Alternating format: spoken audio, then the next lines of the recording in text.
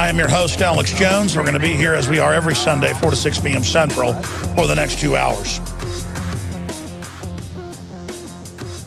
This happens more and more when I'm about to start a broadcast, that I just try to focus as much as I can to cover every bit of news and information we have and to try to lay it all out as best we can understand exactly what's happening. I got here 3 hours before the show today, and I prepared for the broadcast basically for about 4 hours before that at home. And I think I'm almost like a race car driver or something that goes out and does a bunch of laps and almost practices too much beforehand. Now, you know, some days I come in there 30 minutes before the show and don't do a lot of preparation because I've already know what I want to talk about. But when it gets into a subject like Benghazi, or it gets into a subject like the NSA, or a subject like Obamacare, or a subject like immigration reform, I start studying the subject and then get so much knowledge, it's hard to put it all out there. But I'm going to try to go over it all today.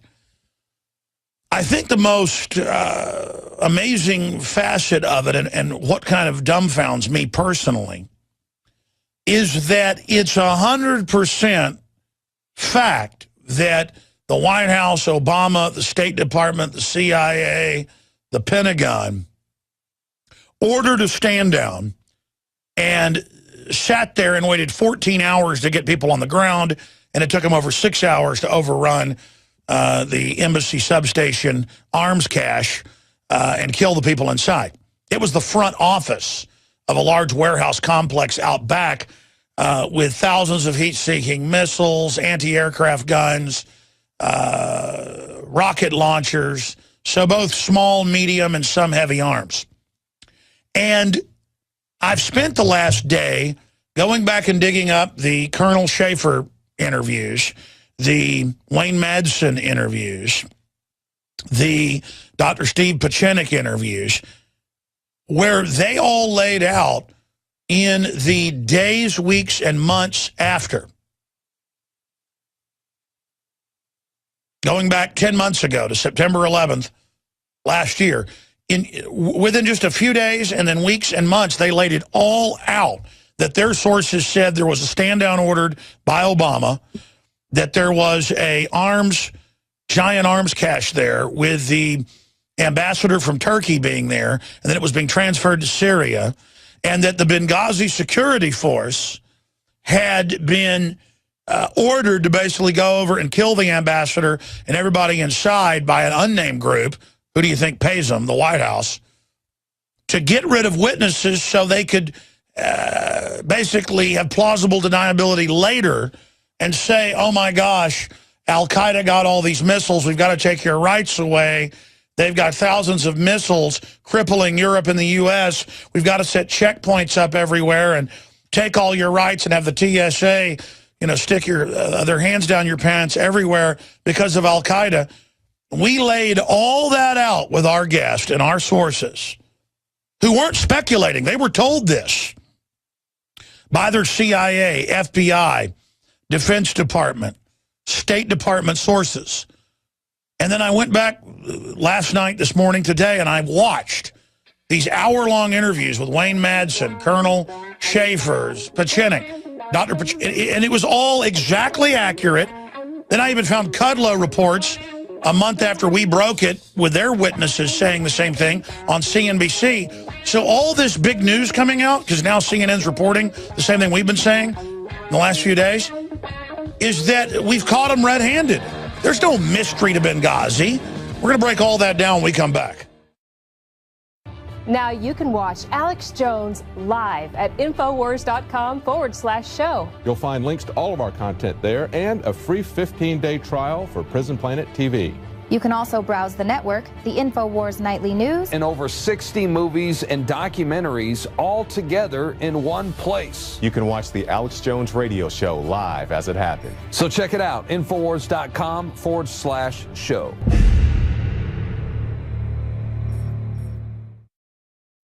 It is the 4th day of August, 2013. Ladies and gentlemen, we have solved the Benghazi mystery, and we solved it 9 months ago, just a few weeks after the September 11th attack on the embassy substation that killed Ambassador Stevens and other CIA State Department personnel. And we on record with an NSA whistleblower, Wayne Madsen, with the former head of State Department Psychological Warfare, Dr. Steve Pachenik, with the former head of major operations in Black Ops, Colonel Tony Shaffer, and other guests we had on. And up on Infowars.com right now, we have the confirmed Benghazi was cover-up of arms transfer to Al-Qaeda by Kurt Nimmo and yours truly, Alex Jones. And we worked yesterday and today on this article that has, from September of last year and October and November, 7 different links, 3 of them posted, video interviews / radio with Colonel Shaffer, Wayne Madsen, Dr. Steve Pachenik on the show first on our broadcast, breaking down exactly what happened at Benghazi. And ladies and gentlemen, if I knew this a few days and a few weeks after the entire government in the State Department, the FBI, the CIA, the Defense Department, NATO, they all know. There was 2 Predator drones over. There was a C-130. It took them 14 hours to get personnel there. They stood down for over 6 hours to let them be killed. That is a premeditated, deliberate stand down. And we have a congresswoman who is a former ambassador saying only the president could order a stand down of something of that magnitude on a State Department facility. And that's what went on. That's what happened. Congresswoman Obama gave Benghazi stand-down order. And we're going to be going over Ann Wagner's comments, the Congresswoman, on that as well. So the point is that you've got all this other incredibly important news. We're going to get to that in the second hour. We've got NSA whistleblower and Navy veteran Wayne Madsen joining us at the bottom of the hour to go over this. But if you want to go to Infowars.com or PrisonPlanet.com and click on the top red link story, confirm Benghazi was cover-up of arms transferred to Al-Qaeda, you will see my guest with their sources in the Pentagon, the State Department, the NSA, the CIA, and NATO. Madsen had just been in Libya right before that happened, by the way. He actually goes to these places. Writes for some of the biggest publications in the country. They all laid it out. 3 different guests, and I had some others on as well, but they were speculating. These guys all had sources that said the same thing. And by the way, when Colonel Shaffer was on the broadcast, he ran Stratus Ivy and other major programs, could have killed bin Laden twice, was ordered to stand down in 2000 and 2001, testified in the 9/11 hearings. He was called in and threatened, because he teaches at the Army War College and also runs some other think tanks and is also a contributor to Fox News. But he was called in and threatened when he came on my show and said that, and couldn't come on for like 6-7 months after that happened, and is only now able to come on the show. I mean, it was a total freak out when he came on and said what he said. And what did he say? Heat-seeking missiles were transferred out of 3 giant warehouses. You can look at the Google Maps of this, that were controlled by that building behind it, filled with all of these heavy, medium, and light weapons. We're talking thousands of over 10,000 heat-seeking missiles missing in Libya. Several thousand. I also talked off record to an Air Force colonel.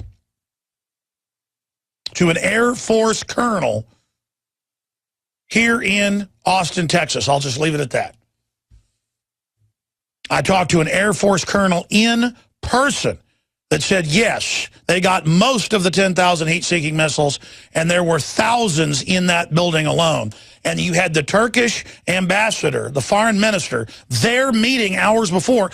My guest broke that. months and months before it was in the news. And if you just tuned in, what am I getting at here? CNN Thursday night came out, and we're going to play clips of this after the break. CNN came out and said, oh, we're breaking that there were 35 CIA operatives in warehouses behind the building, and that there were missiles and heat-seeking missiles in there. Now, we broke this here, okay? And I don't want the credit. I just want people to understand, we don't make stuff up.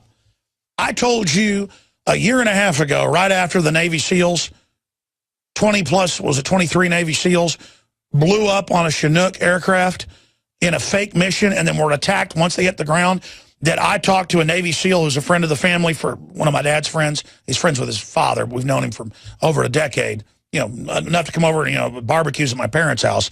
And they said, no, he's in another SEAL team.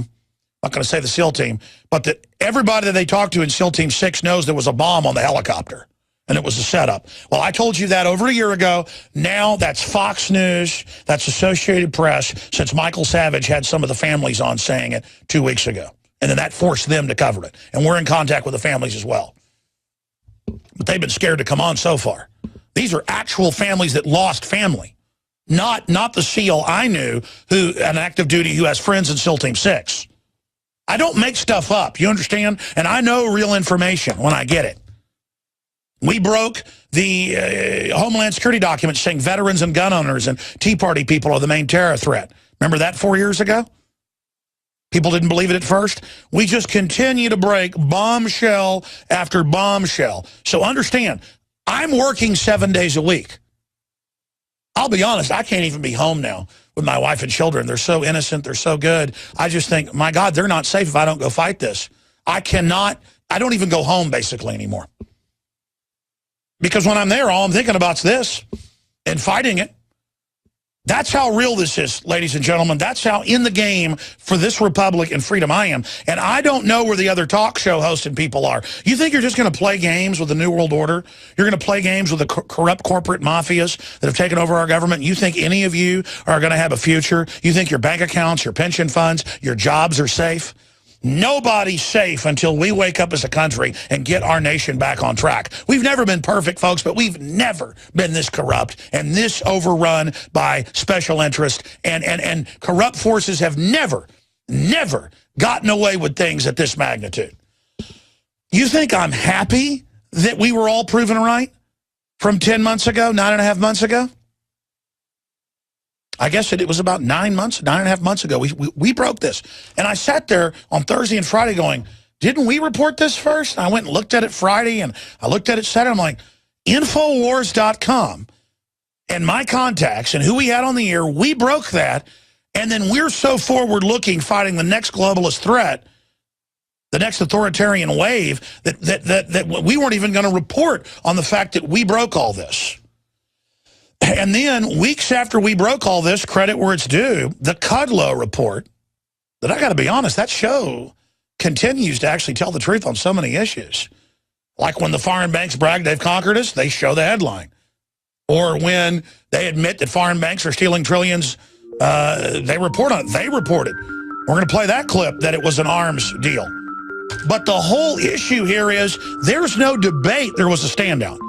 The only question is, did they go, oh, it's embarrassing that our al-Qaeda buddies are killing people, let's just say it was from a movie and whitewash it? Or did they send them in to kill them so that there's dead men tell no tales of why al-Qaeda was given thousands of missiles, which the system is going to use then as a threat against the West to take all of our liberties?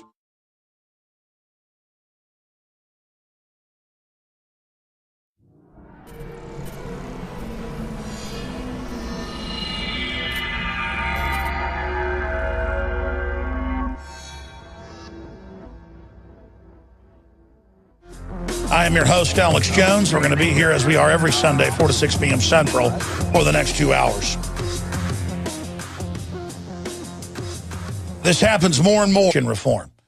I start studying the subject and then get so much knowledge, it's hard to put it all out there. But I'm going to try to go over it all today.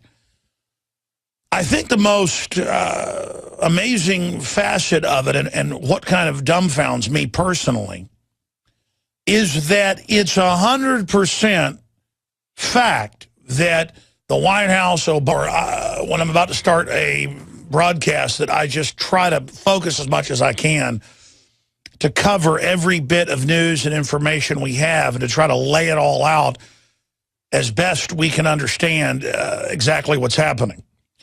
I got here 3 hours before the show today, and I prepared for the broadcast basically for about 4 hours before that at home. Obama, the State Department, the CIA, the Pentagon ordered a stand down and sat there and waited 14 hours to get people on the ground, and it took them over 6 hours to overrun the embassy substation arms cache and kill the people inside. It was the front office of a large warehouse complex out back with thousands of heat-seeking missiles. And I think I'm almost like a race car driver or something that goes out and does a bunch of laps and almost practices too much beforehand. Now, you know, some days I come in there 30 minutes before the show and don't do a lot of preparation because I've already know what I want to talk about. But when it gets into a subject like Benghazi, or it gets into a subject like the NSA, or a subject like Obamacare, or a subject like immigration,